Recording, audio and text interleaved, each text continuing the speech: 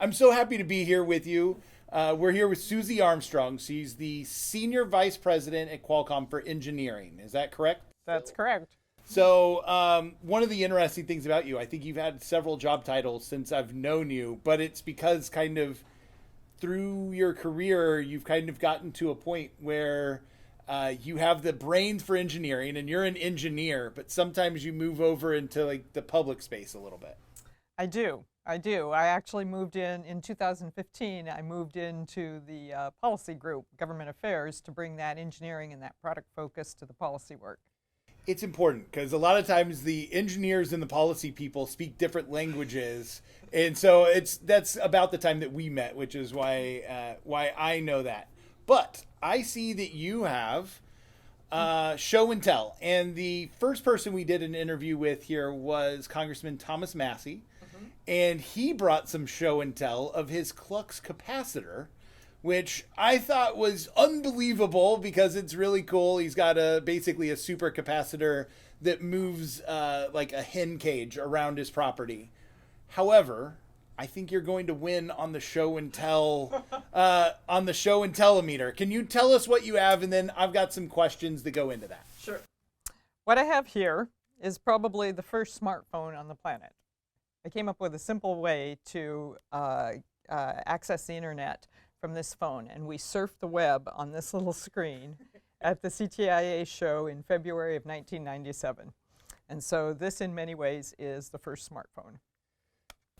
That's just the most amazing thing to me, to know that you can, when you're walking down the street and seeing everybody's heads buried in their phones, that is kind of the first one. And it's the first time I've seen it. I kind of geeked out on it for a few moments before we started this, but it's exciting even from here to see it. So February of 97, I'm going to walk backwards. I've done this story with you kind of frontwards before. When was it finished and ready for the show? So walking backwards in probably November of 96, I had joined Qualcomm in 1994, and I was working on something called digital fax and circuit switched data. And at the time, the phone industry and the wireless phone industry didn't really cross over to the computer industry, which knew about packets and internet and TCP/IP. And the CTO at the time came to me and said, can you have packet data ready for the CTIA show in February of 97? And so I said, sure. And so I worked with a couple other colleagues, and about 3 weeks later, we had all the underpinnings, and about 3 weeks later, we made the first FTP transfer, and we sent a message to our founder, Irwin Jacobs. And of course, this is on a Friday. And of course, what does Irwin say? He says, oh, that's great. Can you demo it on Tuesday for the shareholders and the analysts? And so we had to go out and buy our suits, and we had to get the demo working enough but we did successfully demo it, and then we contracted with a small company to actually build a little browser. Okay. And then we showed packet data at CTIA 97, and within a year, one of the executives was, it was picked up by Ericsson, and one of the executives was surfing the net from Maui on a screen only slightly bigger than that. So I think you just mentioned packet data, and you actually talked about packet data when you were saying why you started or what you started doing at Qualcomm. Mm-hmm. What was that revelation? Because really the invention here is using packet data or fax packet data in this phone. Right. What was that? What was the revelation? Is it that you were in the right place at the right time with the right knowledge? Was there just something that you saw that clicked? What was going on? Right place at the right time with the right knowledge, with the right background. So I came out of the computer industry and working on internet access for computers. I'm a retreaded Ethernet programmer. And so when I was working on the base station project at the time, you know, the observation is we're sending voice over a digital link, and it's just ones and zeros. And so why can't you send packets over that digital link? So we did, and that was the observation, and that was sort of the invention that we came up with. And I created a very simple way to basically trick the base station into bringing up an internet data call instead of a voice call. Was there anything cool on that first message you sent the boss? Probably nothing cool. Probably more like, "Hey, we got it working," which is very cool to us No, engineers. Very cool. I mean, that's the, if you're learning to program an Arduino or Yes. you're learning to program anything, the first thing is hello world, Yes, exactly. which is exciting when you're geeking out in this space. In geeking out in this space. So one of the reasons I know you is Qualcomm's an innovative company. So we've been talking for a while. I work with small inventors. And a lot of times when you talk to small inventors or when we're talking about what to do, it's that you're trying to solve problems. And obviously, I guess, when you try to solve problems, your own personal problems are what you try to solve. You are kind of a little bit different in that you're solving problems or inventing in a commercial space. Mm-hmm. How is that different? Is it different? Or do you try to not make it different? Is it try to what are these engineers having problems with? I try to not make it different because work in a career like this is very personal. People talk about work-life balance. Well, work is a big part of your life. And so I try to solve problems that I see in the context of work. And same with that. It was a problem. It was also an opportunity.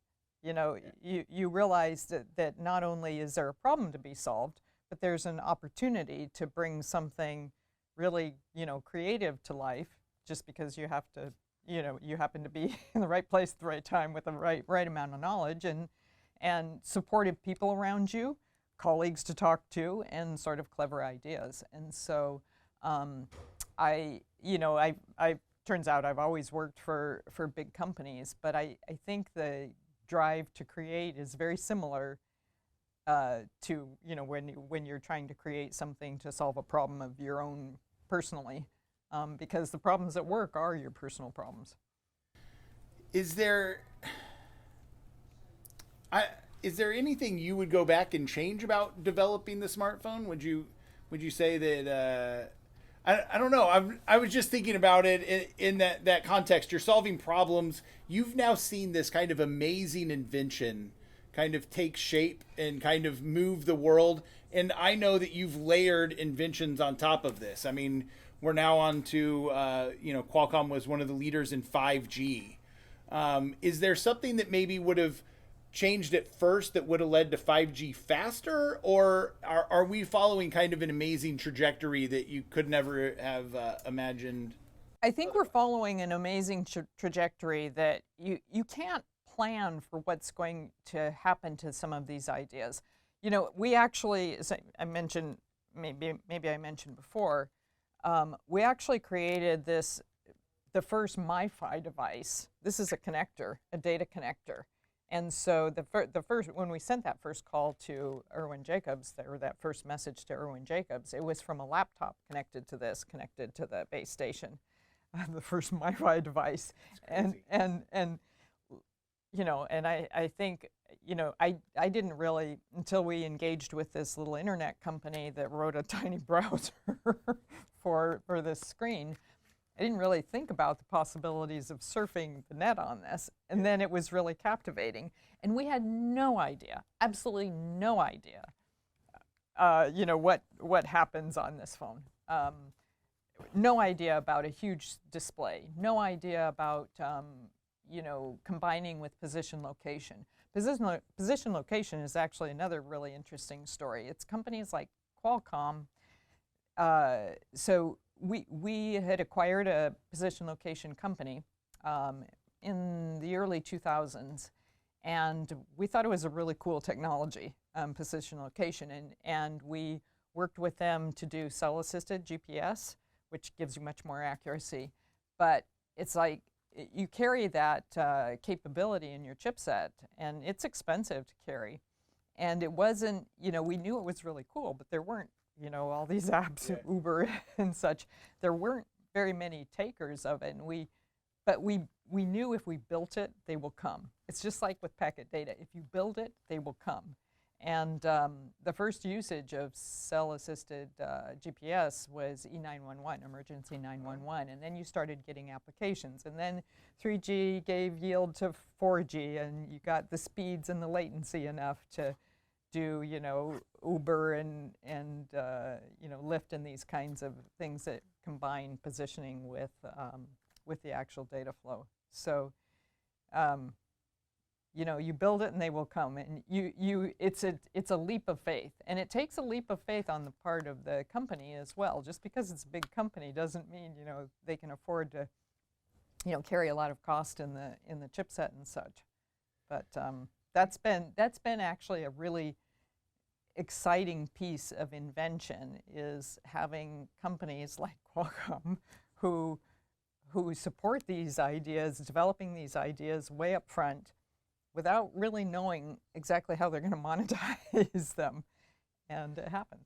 I mean, it's really, and it goes beyond Qualcomm, right? But it's just the amount of progress that we've seen, and I've been a kind of a prime age to see all of them come about, right? It's the exennial, where we started school without really basic computers, and then we got our pagers, and then the cell phones, and then the data, and to kind of see what like the kids are working with now and how far ahead they are, just because they have access to so much more information. I'm excited to see where we're going. And speaking of kids, I have 3 daughters, and so one of the things that I try to teach them is how to invent and to have that. There's a lot of conversation in the markets, and you're a female. You have been at the forefront of this market for a long time. A fight that we're currently, it's not a fight. Something that we're trying to support together in this is helping more women invent. But can you talk about your story or your experience as a female engineer and kind of what has gotten you to this point? Sure. And so I would say to your daughters, I hope I meet them someday, I would say to your daughters, go into a technical field. Build the background. It's fabulous.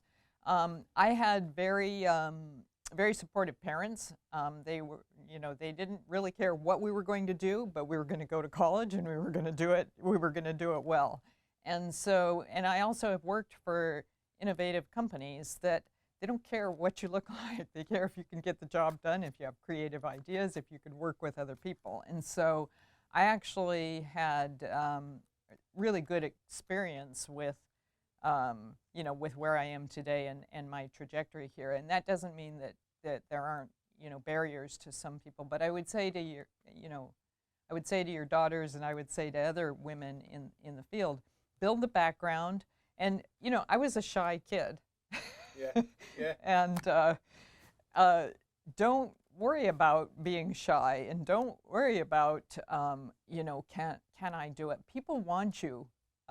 They want you for your brain. They don't want you necessarily for your gender or what you look like or, you know, how you dress. They want you for your brain. And that was really reiterated to me, you know, working with our customers in Asia on these incredibly tight schedule, hard projects. It's just sort of the camaraderie of being everybody pulling together for this goal. Yeah, I mean, you and I talked about this before we started. There's in some ways I don't like talking about it because I feel like it, I feel like it takes something away, but like you're one of the smartest people I've ever met. You've been at the edge of all of these important things, but it does turn out that like, you know, less women approach patents and get patents. And I think that there's some places that we do need to spend time and work. But I think one of the biggest lessons is, you know, find that place that you aren't held back and where your brain is allowed to be its brain and nobody cares. Exactly. And take that leap of faith. You know, the shy girl, you know, from Truckee, California, you know, there's a lot of times still that I go into something and I think, oh, geez, this is nerve-wracking. And you step into it and you take that leap of faith. And sometimes they don't all work out perfectly, but none of them ever hurt me. none of them ever hurt me. So you really have to realize, and then you can look back. You take these opportunities and you take these chances, and you look back and you say, that worked out pretty well. Well, Susie, I appreciate your time. I appreciate everything that you're doing for engineering and moving kind of 5G's amazing. That cell phone's amazing. I can't wait to see what comes out next. And I do know, though, that whoever comes and does this interview is going to have a hard time beating your show and tell. So I'm at least excited about that. And so thank you for everything. Thank you, Charlie.